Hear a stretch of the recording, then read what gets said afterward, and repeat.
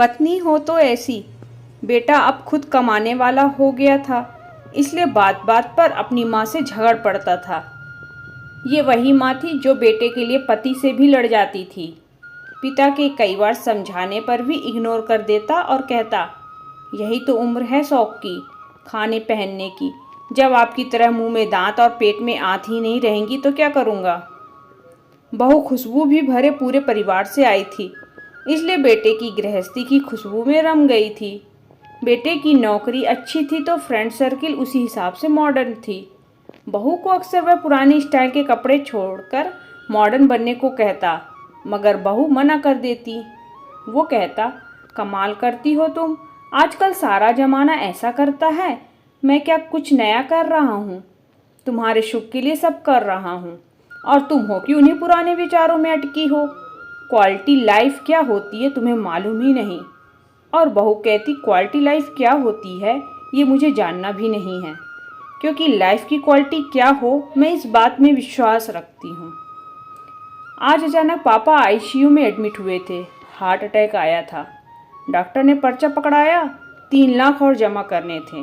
1.5 लाख का बिल तो पहले ही भर दिया था, मगर अब ये 3 लाख भारी लग रहे थे। वह बाहर बैठा हुआ सोच रहा था कि अब क्या करे।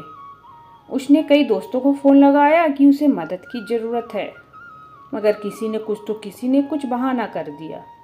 आंखों में आंसू थे और वह उदास था। तभी खुशबू खाने का टिफ़िन लेकर आई और बोली, अपना ख्याल रखना भी ज़रूरी है, ऐसे उदास होने से क्या होगा। हिम्मत से काम लो, बाबूजी को कुछ नहीं होगा, आप चिंता मत करो। कुछ खा लो, फिर पैसों का इंतज़ाम भी हो तो करना है ना आपको। मैं यहाँ बाबूजी के पास रुकती हूँ, आप खाना खाकर पैसों का इंतज़ाम कीजिए।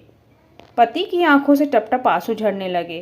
कहा, ना आप चिंता मत कीजिए, जिन दोस्तों के साथ आप मॉडर्न पार्टियाँ करते हैं आप उनको फ़ोन कीजिए, देखिए तो सही कौन कौन मदद को आता है। पति खामोश और सूनी निगाहों से ज़मीन की तरफ देख रहा था कि खुशबू का हाथ उसकी पीठ पर आ गया और वह पीठ को सहलाने लगी। सबने मना कर दिया, सबने कोई ना कोई बहाना बना दिया। खुशबू, आज पता चला कि ऐसी दोस्ती तब तक की है जब तक जेब में पैसा है। किसी ने भी हाँ नहीं कहा, जबकि उनकी पार्टियां पर मैंने लाखों उड़ा दिए।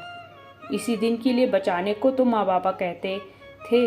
खैर कोई बात नहीं, आप चिंता ना करो, हो जाएगा सब ठीक। कितना जमा करना है अभी तो तनख्वाह मिलने में भी समय है। आखिर चिंता कैसे ना करूँ खुशबू, तुम्हारी ख्वाहिशों को मैंने संभाल रखा है। क्या मतलब? तुम जो नई नई तरह के कपड़ों और दूसरी चीज़ों के लिए मुझे पैसे देते थे वो सब मैंने संभाल रखे हैं। माँ जी ने फ़ोन पर बताया था 3 लाख जमा करने हैं। मेरे पास 2 लाख थे, बाकी मैंने अपने भैया से मंगवा लिए हैं।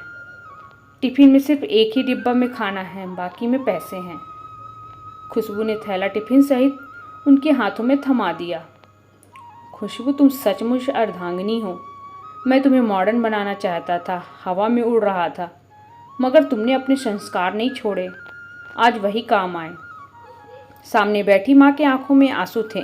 उसे आज खुद के नहीं बल्कि पराई माँ के संस्कारों पर नाज था और वो बहू के सर पर हाथ फेरती हुई ऊपर वाले का शुक्रिया अदा कर रही थी।